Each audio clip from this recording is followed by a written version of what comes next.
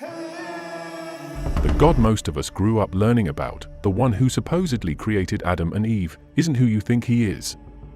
In fact, according to ancient, banned texts hidden for centuries, this God might not be God at all. He's a fraud, a tyrant, a deceiver. His name? Yaldabaoth. This is directly from the Gnostic scriptures like the Apocryphon of John and the reality of the rulers. These are ancient writings the church fought to suppress, and here's why. Yaldabaoth is described as a flawed, arrogant being who claims, "I am God and there is no other." But here's the catch, he's not the true God. He's not the transcendent, all-loving creator. According to the Gnostics, he's a lesser, ignorant entity who created the physical world, not as a gift to humanity, but as a prison. That's right. The world we live in, the one we're told was made with love and purpose, is actually a trap, a place to keep us blind, ignorant, and enslaved. Now, let's talk about Adam.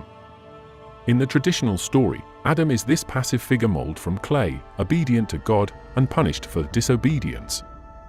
But in these banned texts, Adam isn't a fool. He's the first victim of Yaldabaoth's lies, and the first rebel against his tyranny.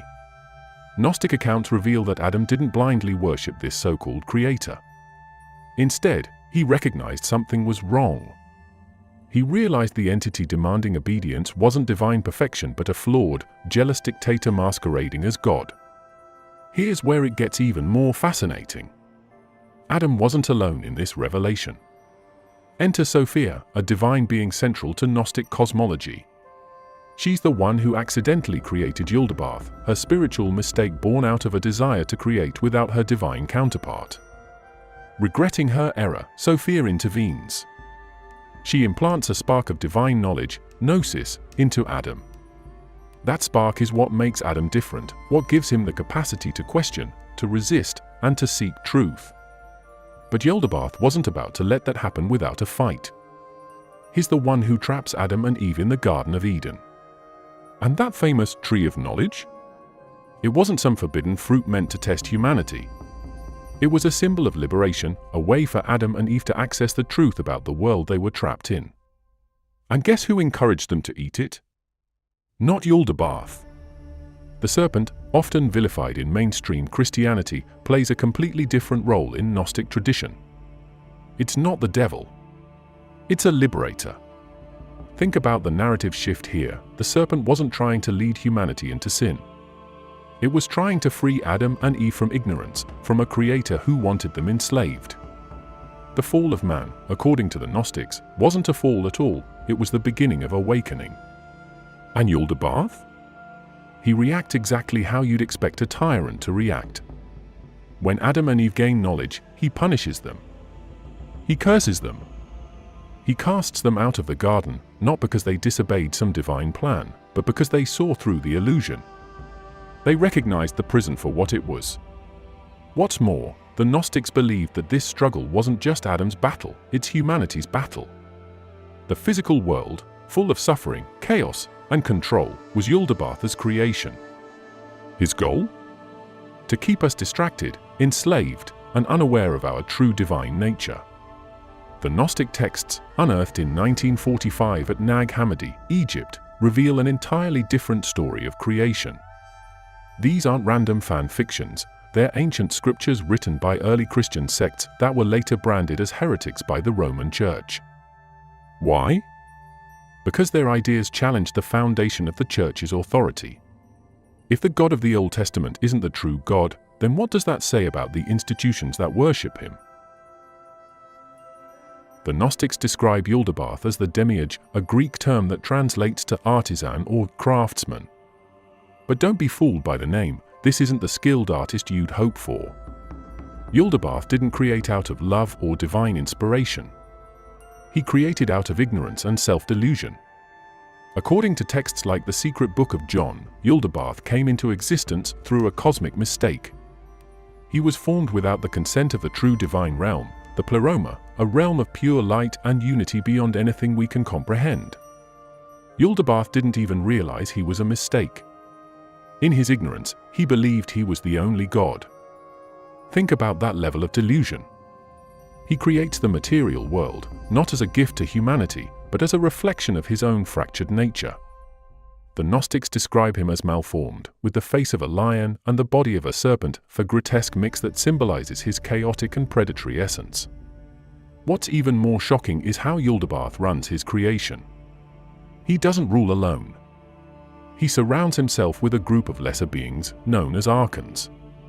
These Archons are like his enforcers, entities designed to manipulate and control the human experience. Their purpose? To keep us distracted, enslaved, and ignorant of the truth that the physical world is not our home. The Gnostics didn't see the material world as inherently good. They saw it as a prison, a system designed to trap our divine essence, our spark of light. And who's the warden of this prison? Yaldabaoth. His methods are cunning. He uses suffering, chaos, and even religion to keep humanity in line. According to Gnostic writings, Yaldabaoth's ultimate trick is convincing us that he's the true God, that his rules and his punishments are absolute. The Gnostics describe how Yaldabaoth uses fear to maintain control. Fear of death, fear of sin, fear of punishment, it's all part of his playbook. By keeping humanity afraid and ignorant, Yaldabaoth ensures that we don't question the system. But there's more. He doesn't just manipulate through fear. He actively distorts the truth. The Gnostics believed that Yaldabaoth created false systems of knowledge, what we might call dogmas or ideologies, that keep humanity chasing illusions instead of seeking the deeper, spiritual truths of the divine realm. Yaldabaoth's arrogance is another key feature of his rule. In the Apocryphon of John, he famously declares, "I am a jealous God, and there is no other God besides me." Sound familiar? That's because this line echoes parts of the Old Testament, specifically the words of Yahweh. Now, the Gnostics weren't necessarily claiming that the God of the Bible is Yaldabaoth. What they were saying is that many of the traits attributed to God in traditional religion, jealousy, wrath, punishment, are characteristics of the demiurge, not the true divine source. And here's the kicker, Yaldabaoth doesn't want humanity to wake up. He doesn't want us to realize that our essence comes from a realm far beyond his control. That's why he forbids Adam and Eve from eating the fruit of the tree of knowledge. To Yaldabaoth, knowledge is dangerous. It's the one thing that can dismantle his illusion of power. Forget the sanitized version of the story that paints Adam as a puppet in the hands of a benevolent God. The Gnostic texts reveal something far more intriguing. Adam was a conscious, defiant figure who refused to bow to Yaldabaoth's tyranny. When Yaldabaoth created Adam, it wasn't out of kindness. It was out of self-interest. The Gnostic texts describe how Yaldabaoth formed Adam from matter but couldn't give him life. Despite his arrogance, Yaldabaoth lacked the divine spark, the essence of true life. He was forced to call upon the higher, unknowable God to breathe life into Adam.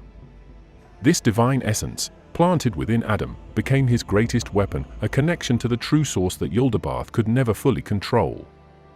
As soon as Adam came to life, Yaldabaoth demanded that he worship him. But Adam didn't. According to texts like the Hypostasis of the Archons, Adam remained silent, refusing to acknowledge Yaldabaoth as God. Think about what that represents, the first human, fully aware of his divine origin, refusing to bow to a false deity. It's a moment of profound rebellion, and it sets the stage for everything that follows. Of course, Yaldabaoth didn't take this defiance lightly. He and his Archons, the enforcers of his rule, tried to subjugate Adam in other ways. They confined him in the Garden of Eden, a space not of divine perfection but of controlled ignorance. The Gnostic perspective on Eden flips the script entirely. Instead of being a paradise, it was a gilded cage, a place designed to keep Adam docile and unaware of the greater truth. But Adam's spark of divine knowledge couldn't be contained. According to the secret book of John, Sophia, the divine being who inadvertently created Yaldabaoth, took pity on Adam. She sent emissaries of light to guide and awaken him. These divine interventions are what allowed Adam to realize the nature of his prison and the tyrant who ruled over it.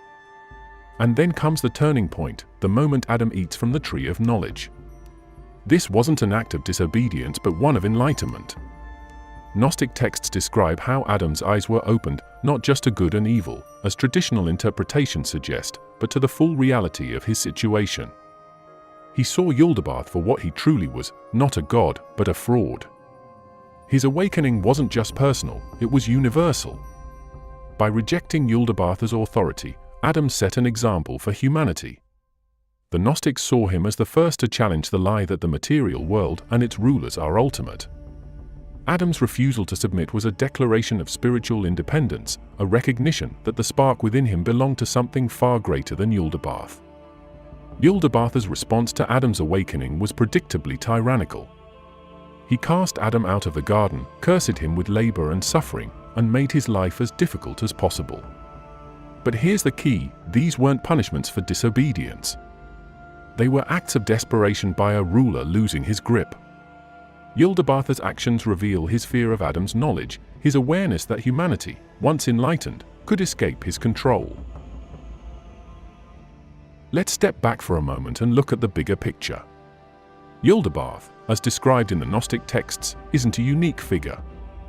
In fact, the characteristics attributed to him, arrogance, jealousy, and a desire to dominate, mirror traits of gods found in other ancient mythologies. Take Zeus from Greek mythology. At first glance, he might seem like a noble god, the ruler of Mount Olympus. But dig deeper into the myths, and you'll see a darker side. Zeus is a god who asserts his power through force, deception, and manipulation. He overthrows his own father, Cronus, to seize control of the cosmos. Sound familiar? Just like Yaldabaoth, Zeus relies on domination to maintain his authority, often punishing those who dare to challenge him. Prometheus, for instance, defies Zeus by giving fire to humanity, a gift that empowers humans and symbolizes knowledge. Zeus's response? He chains Prometheus to a rock and subjects him to eternal torment. The parallels to Yaldabaoth punishing Adam and Eve for gaining knowledge are hard to ignore. Then there's Enlil, a god from Mesopotamian mythology. Enlil is often portrayed as a harsh and authoritarian figure.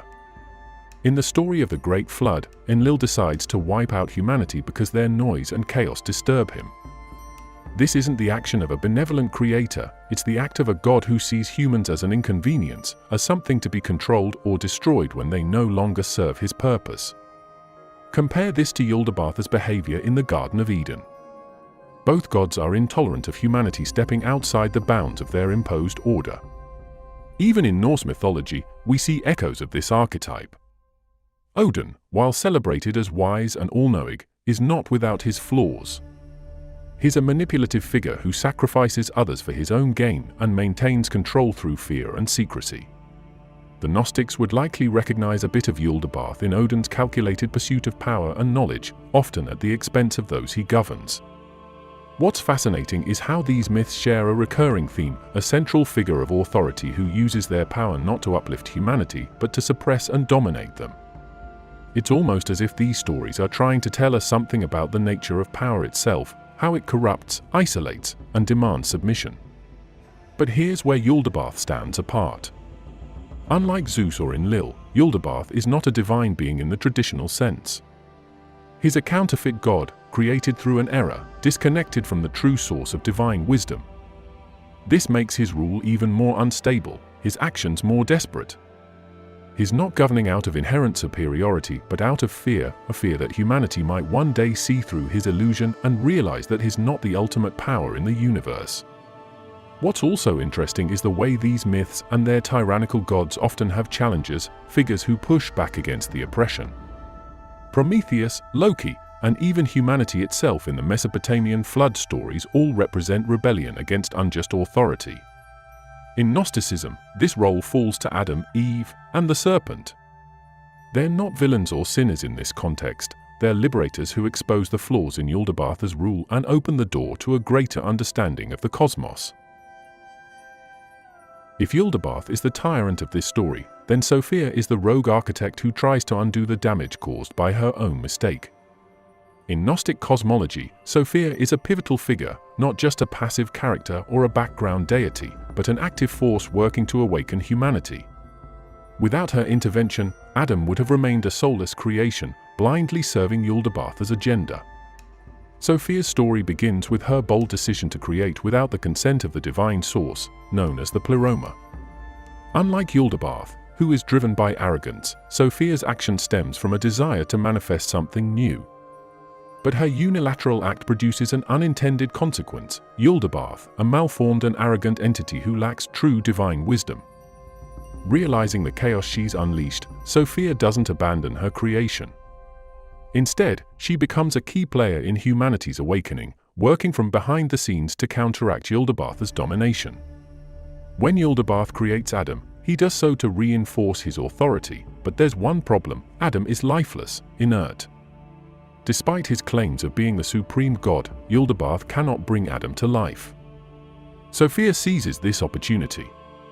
She secretly imbues Adam with a fragment of divine light, a spark of the Pleroma. This spark is what separates humanity from the Archons and even from Yaldabaoth himself. It's the seed of Gnosis, the knowledge of our true origin and purpose. This divine spark in Adam wasn't just an act of defiance against Yaldabaoth. It was a calculated move by Sophia to set humanity on a path toward liberation. Sophia understood that the physical world Yaldabaoth created was a trap, a realm of illusion designed to keep humanity ignorant of their true divine nature. By giving Adam the capacity for knowledge and self-awareness, she planted the first seeds of resistance against this false reality. But Yaldabaoth wasn't oblivious. He knew something had changed in Adam. That's why he tried to control Adam's environment, confining him to the Garden of Eden. From Yaldabaoth's perspective, Eden wasn't a paradise but a containment zone, a place where Adam could be kept ignorant of his divine spark. What Yaldabaoth didn't anticipate was Sophia's persistence. Sophia didn't just stop at giving Adam the spark. She sent emissaries, beings of light and wisdom, to guide Adam and ensure he would one day realize the truth about his existence. These guides were part of Sophia's larger strategy to counter Yaldabaoth's control, ensuring that humanity would have access to the tools needed to break free. The role of the serpent in the Eden narrative is directly tied to Sophia's intervention. In Gnostic tradition, the serpent isn't a symbol of evil or temptation, but a messenger of Sophia. It was through the serpent that Sophia delivered the knowledge of good and evil to Adam and Eve. This wasn't a betrayal of humanity, as the traditional narrative would have us believe. It was an act of liberation, giving Adam and Eve the ability to see through the lies and manipulation of Yaldabaoth. What's fascinating about Sophia's role is how it redefines the concept of salvation. In traditional religious frameworks, salvation often comes from obedience to divine authority. In the Gnostic narrative, salvation comes from rebellion, from the recognition of truth and the rejection of falsehood. Sophia's gift to humanity isn't about enforcing rules or demanding worship. It's about empowering humanity to recognize their divine origin and break free from the oppressive systems imposed by Yaldabaoth and his Archons. In mainstream interpretations of Genesis, the Tree of Knowledge is painted as a test of obedience, a forbidden fruit that led to humanity's downfall. But in the Gnostic texts, this tree isn't a symbol of sin or disobedience. It's a key to liberation, a gateway to understanding the truth that Yaldabaoth worked so hard to keep hidden. Here's the deal: Yaldabaoth never wanted Adam and Eve to eat from the Tree of Knowledge because knowledge is power. It's the one thing that can dismantle his rule and expose him as the fraud he truly is. Think about it. What's the first thing Yaldabaoth does when Adam and Eve eat the fruit? He panics. He doesn't just punish them, he actively drives them out of the garden.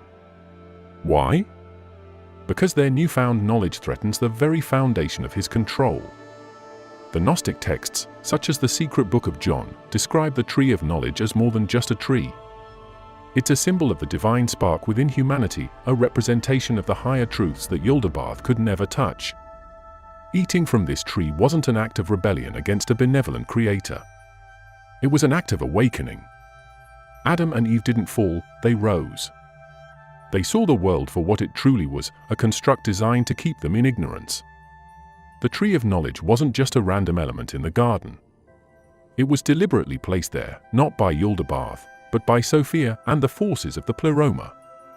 It was a hidden lifeline, a way for Adam and Eve to access the Gnosis, or divine wisdom, needed to break free from Yaldabaoth's illusion. In this sense, the tree wasn't forbidden at all. It was a gift, one that Yaldabaoth tried to keep from them through lies and fear. Let's talk about the serpent. In traditional narratives, the serpent is vilified as the tempter, the one who led humanity astray. But in Gnostic tradition, the serpent plays a very different role. It's a messenger of Sophia, sent to guide Adam and Eve toward enlightenment. The serpent doesn't trick them, it tells them the truth. It reveals that eating from the tree of knowledge won't lead to death, as Yaldabaoth claimed, but to the realization of their true nature. The serpent is essentially the hero of the story, exposing the lies of Yaldabaoth and empowering humanity to take their first steps toward freedom. The tree of knowledge also introduces an important theme in Gnostic thought, the idea that true growth comes through struggle. By eating the fruit, Adam and Eve didn't just gain knowledge, they gained the ability to question, to challenge, and to evolve. The suffering imposed by Yaldabaoth wasn't the result of divine wrath. It was the price of freedom, the consequence of stepping out of the illusion and into the reality of their own divine potential. Let's get into the darker side of history, the deliberate erasure of the Gnostic worldview and its radical take on creation, knowledge, and liberation. The suppression of these ideas wasn't just an accident of time, it was a calculated effort to maintain power and control by religious institutions that viewed these alternative teachings as a threat. The story begins in the early centuries of Christianity. In the first few hundred years after the death of Jesus, there wasn't one unified Christianity. There were countless sects, each interpreting his teachings in different ways. Among these groups were the Gnostics, whose writings offered a vastly different understanding of God, creation, and humanity's purpose. But as Christianity became more organized and eventually aligned with the political power of the Roman Empire, the Gnostic texts and their ideas became a target. The Gnostics challenged the authority of the emerging church in ways that couldn't be ignored. They rejected the idea of a single, omnipotent God as the creator of the material world. Instead, they described a fractured cosmology, where the physical universe was the work of an imperfect and malevolent being, Yaldabaoth. This stood in direct opposition to the Church's message, which depended on the Old Testament's portrayal of God as the supreme creator. If Yaldabaoth wasn't the true God, then the Church's authority, rooted in his laws and doctrines, was called into question. This conflict came to a head in the 4th century when Christianity became the official religion of the Roman Empire under Emperor Constantine. With the Council of Nicaea in 325 CE, the Church began to solidify its doctrines, defining what was orthodox and labeling everything else as heresy. Gnostic ideas, with their rejection of the material world and their emphasis on personal spiritual enlightenment, were among the first to be condemned. The Church didn't stop at simply denouncing Gnostic beliefs. They actively sought to destroy Gnostic texts and communities. The writings that survived, like the Gospel of Thomas, the Apocryphon of John, and the Gospel of Philip, were only preserved because they were hidden away by their followers. In 1945, a cache of these texts was discovered in Nag Hammadi, Egypt, revealing a treasure trove of Gnostic knowledge that had been buried for centuries to protect it from destruction. But why was the Church so determined to erase these teachings? The answer lies in control. Gnosticism emphasized personal spiritual awakening, gnosis, or direct knowledge of the divine, over obedience to external authorities. It taught that salvation didn't come from following rules or rituals, but from recognizing the divine spark within yourself.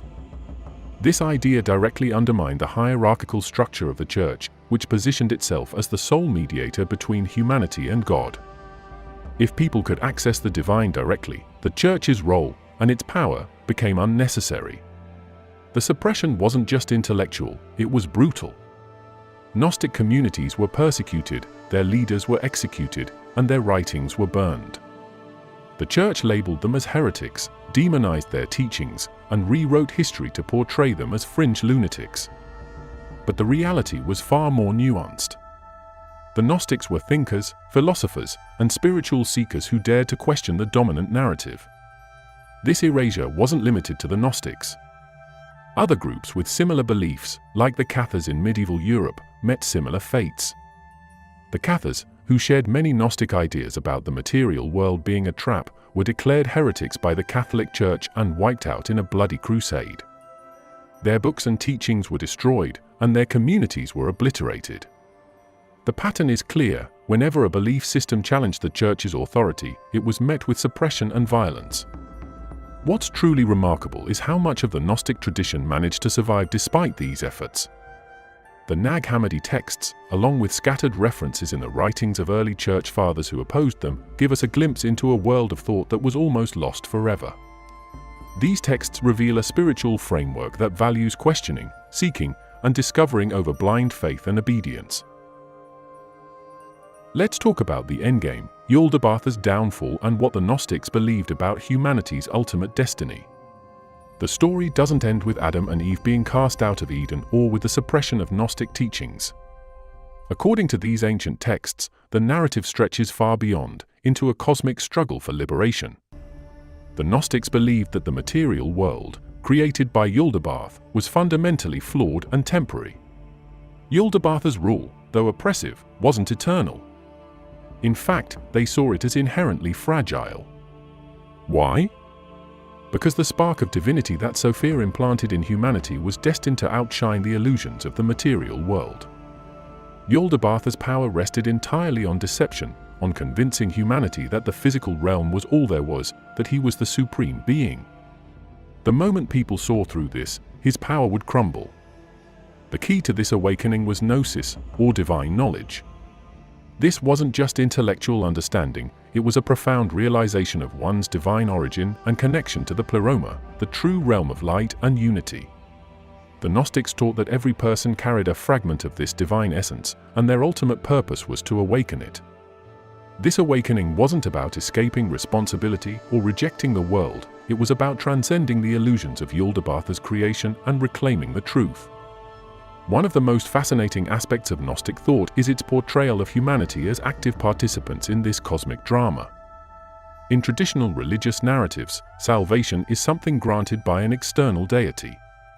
But in Gnosticism, humanity plays a crucial role in bringing about the downfall of Yaldabaoth. The more people awaken to their divine spark, the weaker Yaldabaoth becomes.